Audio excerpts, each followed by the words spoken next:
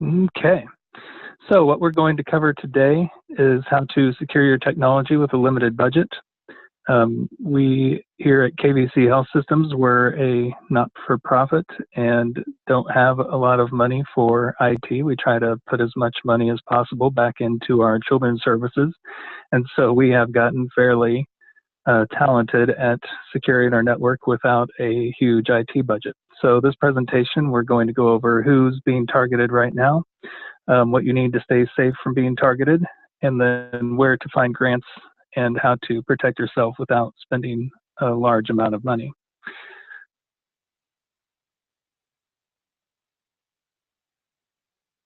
And so KVC Health Systems, we're headquartered in Olathe, Kansas.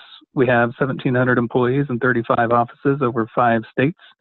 And we provide a variety of behavioral health care services and social services to families and foster children. And then in addition to that, we have residential facilities and youth psychiatric hospitals.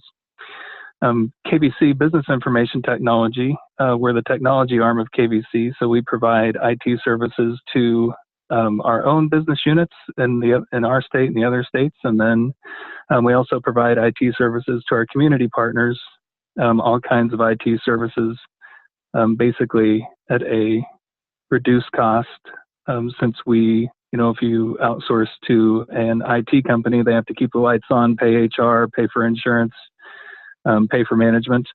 And so we try to be a good community partner and try not to make money off of our IT services. And we also already pay to keep the lights on and pay for management. So we can bill at a much lower rate than most other IT companies.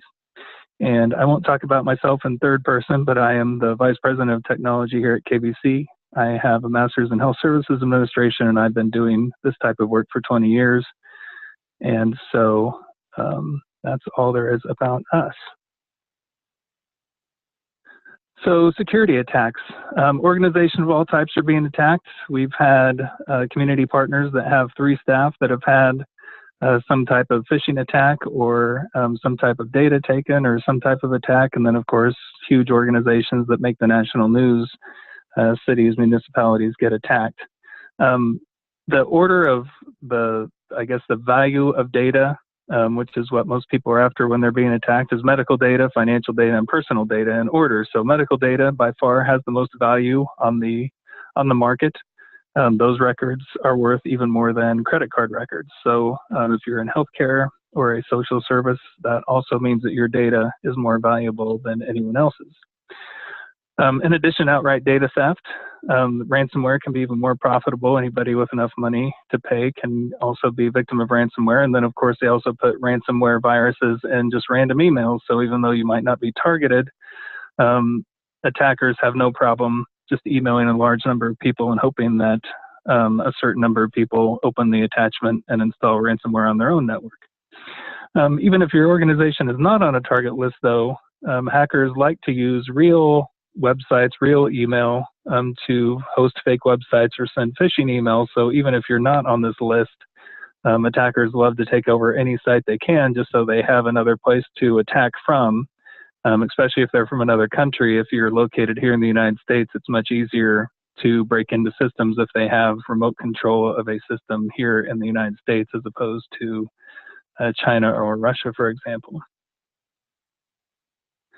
So the anatomy of an attack, aside from just viruses and things that come in through email, the main way that it's broken into is the password. Depending on who you talk to, 70 to 90% of all attacks start with somebody getting their credentials stolen to the network. And so the main thing to know about passwords, though, is that it keeps out coworkers and opportunistic hackers, but not anybody else who wants in. And so the analogy here is the glass door to a shop front. And so if you and I are walking by and we pull on the door and it's locked, we will keep walking. If an opportunistic hacker walks by and pulls on the door and it's closed, they will keep walking. But if anybody wants in that door for real, very easy to break into. And so a network is the same way. If all you have protecting your network is a password and somebody wants in, that will not slow them down very much. So methods to compromise passwords. Phishing, spear phishing is the most popular. Send email to staff to trick them. So that's, again, if they can steal somebody else's email or website to make their phishing email looks more legitimate. That's what they prefer. They can also break actually into your system and email from your own email system to coworkers or people outside of your organization. So anything they can do to try to trick you into giving up your credentials and making that email look as real as possible. And if you want to see if anybody's been successful, this isn't definitely 100%, but if you can go to this website, haveibeenpwned.com, that's a database of all known security breaches and attacks, and you can put in your own email address and it will tell you if your credentials have been compromised. That's definitely not a 100% list. There's some that haven't been published or some that we don't even know about yet, but that if you come up on there as having had your credentials stolen, then it's definitely a good idea to change your password to something completely different from what you have had in the past. And then the last one is get a virus or some kind of remote ability to send data from your computer or from a computer on your network, and then they just constantly try to skim user information, passwords off of the network, and then send them to their servers back wherever they're located at. And so if you think about the big hacks of Verizon or Yahoo, things of that nature, that's what they did, is they tried to get the database of credentials and then just start sending them back to themselves. Entry into your network. So what hackers like to do is once they have a set of credentials, they look for a way to break into your network. And so the most popular by far right now is that they get the email and password to a webmail interface. So Gmail, Outlook, Webmail, Office 365, and they log in, and the intention is to either email coworkers or email business partners with their fully legitimate email account. And so they can do that. And then they can also, of course, if you think about the average person, especially if they work in accounting or clinical staff or something of that nature, then of course their email probably contains a lot of useful information that they can either sell or login information or information about the organization so that they can make their phishing emails more realistic. So webmail is by far the most popular. And the real world example of that is that I believe that is what happened at Children's Mercy here in town, is that people were able to get into their webmail and either steal some data or just access it. And so if you read the news, there's talk of a class action suit from doing that. And so and Children's Mercy by far is not the only one that has happened to. Public-facing servers, and so the benefit of breaking into a public-facing server, so if you have an on-site web server or you let people access your email from outside the office or something of that nature, the benefit of a web server is that it's always on, it's always in the same place, and it's already, even if there's a way to run it where it's not connected to your full computer network, but either way, if somebody gets control or logged into a web server, it's much easier to break into the rest of your network. And so that's the second thing they target most commonly. Then the last thing is your PC or Mac. The good news is that they're harder to stay connected to because usually they're moving around or their address switches, so they aren't the most desired by a hacker. But the bad news is that they're also very easy to break into, comparatively speaking, especially if you have an older operating system such as Windows XP. And so typically when that happens, they're breaking into your PC or Mac with the intention of trying to find more information to get onto a server or a computer with a more permanent presence. But even though that's not their desired target, they may start there because those are the easiest to break into over a short-term period. And then to finish, if the password stolen isn't strong enough, there's basically password skimmers that they can install on a computer. They're very hard to detect. With small changes, they can bypass most antivirus. Mimikatz is the most popular. And basically what it does is it just sits there on the computer, and then anybody who logs in, if an administrator logs in, if somebody with more privileges logs in, it steals that password. And nobody's really found a way to get around this, even if your password's encrypted and you have all the security in the world. It's pretty amazing to me how little this is mentioned in the news. But the software is very simple, very powerful, and I think the reason they try not to write too many stories about it is because nobody's really found a good way to keep this type of password stealing software from working. So then once they have an administrative password or they've managed to escalate their privileges to break into the network, they'll either just steal data directly, take your files or take your database and upload it somewhere else. They may install a remote agent, so it's easier to access the computer remotely and just continuously upload data.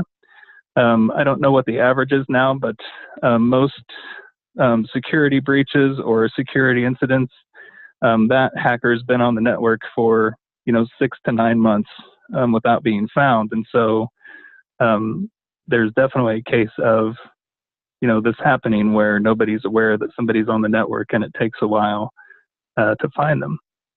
They can install ransomware to lock your files and ask for a ransom to unlock them. And then they could also do something else just to compromise your network to get payment or to harm the business. There's plenty of attacks I've heard of where it was just somebody causing trouble. So there's definitely just online vandalism where somebody wants to break into the network and cause headaches without actually even any intention of making money. And so the consequences of this are all fairly serious. Your reputation can be harmed, government and regulatory attention. If you are covered by HIPAA, the fines for having data loss can be extremely significant. You might be unable to run the business or go out of business if you have a business that's heavily dependent upon technology and you lose that technology. There's plenty of businesses that have either lost enough money to go out of business or severely impacted their operations because they didn't have their computer system. Permanent data loss. So if you get a virus or if you get ransomware and you don't have a backup or the hacker finds your backup, then you could lose data permanently. So that would be, depending upon what data is lost and how dependent your business is on that data, that could be catastrophic as well. Financial loss, of course, if your staff can't work or you can't work, or you lose data and can't operate, there's big financial losses. And then, of course, lawsuits. Those usually have to be pretty big attacks, but if somebody can demonstrate harm from you being down or you losing data, then there's definitely the chance of a lawsuit happening. And so you might have already known about all this or might not, but it's pretty scary at this point. And so how do you prevent this from happening, especially prevent this from happening without spending a large amount of money? And so what I've tried to boil everything down to is just the things that really make a difference. And so what a lot of people in the security world have figured out is that, I don't know how many security products are out there, 1,000, 10,000. And so a month ago, even the CEO of VMware said, at some point when you keep adding security tools, you actually make your network less secure because, it's so complicated and there's so much going on that you can't really tell if your network's secure or not. And so what I'm trying to do is find the things that make the biggest difference, that are manageable, that can be obtained for relatively low cost. And so these next two slides talk about what those things are. So in the security space, multi-factor authentication is huge. As I talked about, the password pretty much doesn't work anymore to keep anybody out. And so multi-factor authentication, you've probably experienced it already. And that's where you log in with your password, but then it either sends you a text or it pops up something on an app on your phone, or you have one of those security dongles where it has the 6 random digits that you plug into the website when you log in. And then there's security keys that you plug into your computer. And then when you log in, you hit a button and that lets them know that you're really you. Recently, it's always been insecure, but recently they've really made a point of letting everybody know how insecure it is, and that's sending a text message to authenticate. Basically, the reason those don't work is it's very easy to make a phone look like it's you. And so if you get a text message to a phone number, it's very easy for a hacker to duplicate your phone, and then the text goes to them instead of you, or goes to both of you, and then they can log in that manner.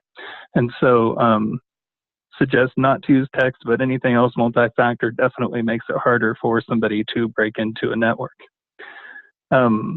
If you use Apple services or Google services or Microsoft services, those come for free. But there's also third-party that are very good as well and work with more than the one product or two products and come at a relatively small cost. Advanced antivirus. So there's the old-fashioned antivirus that's been around forever, but now there's antivirus that can detect behavior. And so that's important because there's so many viruses that can be changed or, they're called zero-day viruses that are brand new and can't be detected by a old-fashioned antivirus with virus definitions. And so the antivirus that comes with behavior detection are much better at keeping a virus off of your network. Email filtering, use of an advanced email filter to catch virus and phishing messages. And then of course, training the best email filter you can have is training your staff on identifying the bad emails. So there's services that, send out the fake emails that are phishing emails or virus emails. And then if the staff fall for it, then they're taken straight to, a quick education page about, why that email was fake or what to look out for. And so between advanced email filtering and training, you can really cut down most security attacks start with an end user giving up their password, and the email is by far the most common way to accomplish that. Redundancy. So if all else fails, if you have redundancy, if you use the cloud or remote location or different internet connections or have a backup system ready to go, and the first system gets attacked or goes down, and you can spin up that second system, then that will not keep the attack from happening, but it will keep the impact of the attack low compared to, if you've seen in the news, I think the city of Atlanta was down for a week, and a local hospital was down for several weeks. And so if you have those redundant systems, you can keep that, if you do get attacked, which, anybody in security says it's not a matter of if, it's a matter of when. And so having that redundant system for when it happens will keep the damage to a minimum as far as your system being down for a long period of time. Offline backup. So I put this one in bold because this is really, as I mentioned, it's a matter of when really and not if, just because there's so many attackers out there and so many ways to get into a system. And so when all else fails, if you have an offline backup, that will keep the attack from being completely catastrophic. That means you'll always be able to get your data back, and you'll always be able to rebuild your network. Even if it takes a week or 2 weeks, at least you still have all of your data. Whereas if there is an attack and they delete your backup and you don't have another backup and you can't restore your data, then that's quite a bit of trouble. And so even at KVC, we have a very fancy one. We basically have two sets of backup drives, and we have a garden timer, and we rotate those two drives, and we use the garden timer to power off the drives. And so at any given time, one of our backup drives is always completely turned off. And of course, you can't hack something if there's no power to it. And so if you can't afford, cloud storage is pretty inexpensive if you store your backup on Amazon or Azure or another third party. Those are all very reasonable. But even if that's too expensive, our offline backup solution works well, and it's extremely inexpensive. So if anything, if you walk away from this presentation, this is the one thing that will guarantee that maybe things won't go bad or your network may be down, but if you have an offline backup, that keeps the worst case scenario from happening. Remote access. So you should not have any systems that can be accessed directly from the internet. So that's just revisiting my point from before, that if you have a server on the internet or you have workstations that can be remotely accessed from the internet, that is the way that most hackers get in. So if you have a firewall, if you can use a cloud service or use alternative remote connection tools to get back to your network, if you have one of those things between your network and the public internet, that makes it much harder for somebody to break into your system. Encryption, so send sensitive emails encrypted, encrypt your laptops or desktops. Laptops are usually more important since they're more likely to be lost somewhere out of the office. So there's encryption technology that basically, if you broke into that system or you lose that system at the library or restaurant, then that makes it pretty worthless. Not worthless to the person that stole it, but as far as the data on the equipment, that makes it very difficult for somebody to retrieve. And so, again, that's not going to really prevent an attack, but if somebody does get a hold of your system or get into your system, that makes it harder for the hacker to do their work. And then the bonus round, use a network monitor or hire a company to monitor your network. As I mentioned before, if somebody gets into a network, it usually takes between 6 and 9 months for somebody to find them. And so if you have real-time monitoring services or hire a company to monitor your network, that's always good. And I, mentioned at the beginning of the presentation that we do provide services to community partners in IT, but just to prove I'm not in sales, we actually don't provide the service. So if you would like some names of people or services that do this for you, feel free to email me or let me know and I can forward those companies to you. So everything I talked about, there is a cost to it. And so if you're thinking I can't afford this, especially if you're a not-for-profit or social service provider like us, those things can add up quickly, especially if you are a true not-for-profit and try to put all your money back into your services. You don't have thousands of dollars sitting around to provide this technology. So the first thing around the issue is to make it as least expensive as possible. So the first way to do that is by using a cloud service. Microsoft and Amazon have not-for-profit programs, and many other vendors have charity licensing. So they're pretty cost-effective.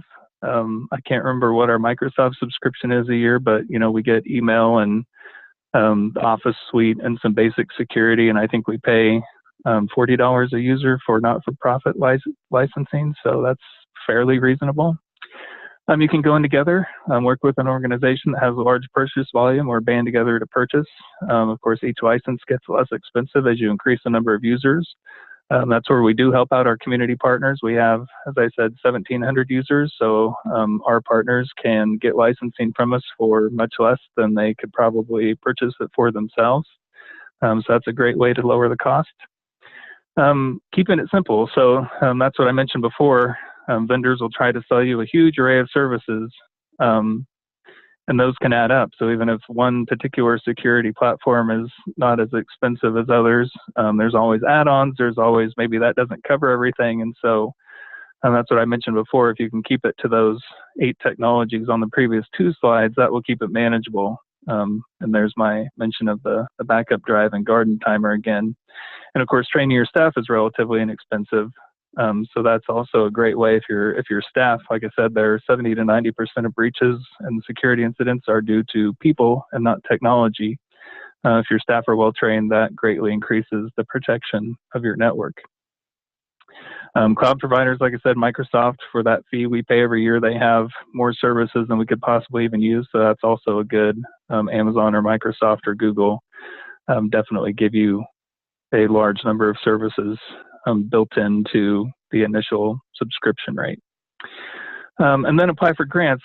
That's pretty, I don't have any go-to source, but if I ask Google, IT security grants or IT grants or not-for-profit grants, most not-for-profits are pretty familiar with the grant writing process or trying to get money that way. We get plenty of financing through those means. So there's plenty of grants out there to help pay for technology and security. And so those are the main ways to try to keep the cost down. But then getting grants, actually getting money to pay for the services, cloud services, in addition to the charity pricing, Amazon and Microsoft give not-for-profits between $2,000 and $4,000 a year in free cloud services. That can go a really long way. For sure, that will pay, unless you're just a gigantic organization, that would pay for a cloud backup. So that's what I was talking about earlier. If everything goes wrong and a hacker completely takes over your network and deletes everything you have, if you have a cloud backup, that's pretty hard to delete, pretty hard to attack. And so definitely for that, for practically free for most not-for-profit organizations, you can have at least a copy of your data ready to go, either to fall back on in a disaster or last resort, just have a copy of your data so that you don't lose everything. And then Google registers, if you qualify for charity under Google, they register their customers for $30 each, and that's perpetual, that's not even annual. So if you can qualify for that, that's a very low cost to get the Google Docs and spreadsheet services and email. And if you use Chromebooks, that's even a less expensive way to provide computers to your staff. TechSoup, most people have heard of them, but if not, if you qualify for TechSoup, they provide software for significant discounts. Microsoft especially, they price most of their Microsoft products even lower than charity licensing, so they provide very competitive prices. USAC is really good. If you're rural or in an underserved area, they're easier to apply to, but you can also apply if you're in a major metropolitan area and still do not-for-profit work. There's, the word's now escaping my mind, but there's, again, groups of people that can apply together. And when they apply together and there's rural and underserved people in the group, they can apply even if their office is in a location that isn't necessarily rural or underserved. But if you qualify for those grants, that can pay 50% of security purchases, especially if you have healthcare data. And then it'll also pay for 50% of your internet access if you qualify for those grants as well. And then other grants, like I said, I didn't want to flood everybody with a huge number of grant websites, but I don't have any magic secret to find those. I usually just Google, and we have a grant writer or two on staff, and so they're familiar with many of those sites. So if you do have any issues finding a good grant site or possibilities for grants, feel free to call or email me, and I can try to share or find some of those websites with you. And so I think this went out with the initial email from Support KC. But if you want to see how you're doing on security or how vulnerable your network is, you can take this survey.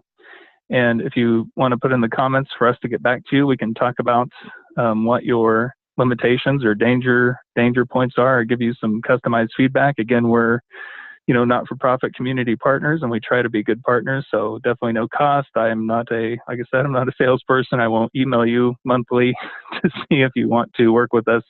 That's purely just a one-time free thing we try to provide to our business partners and community partners to help them provide more security for their network.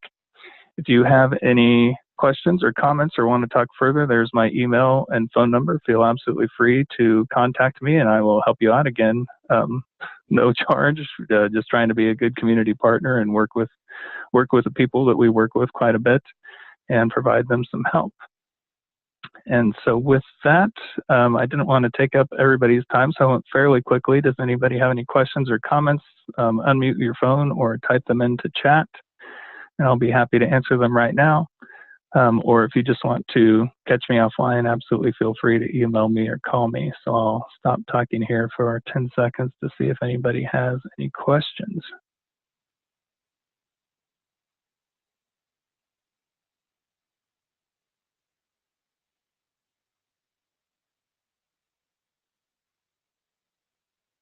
Okay, well, thanks a lot for attending, everybody. Like I said, fill out that survey and we'll send some customized feedback back. Or if you have any questions or comments, feel free to call me. But otherwise, thank you for attending this morning. I hope you found it helpful.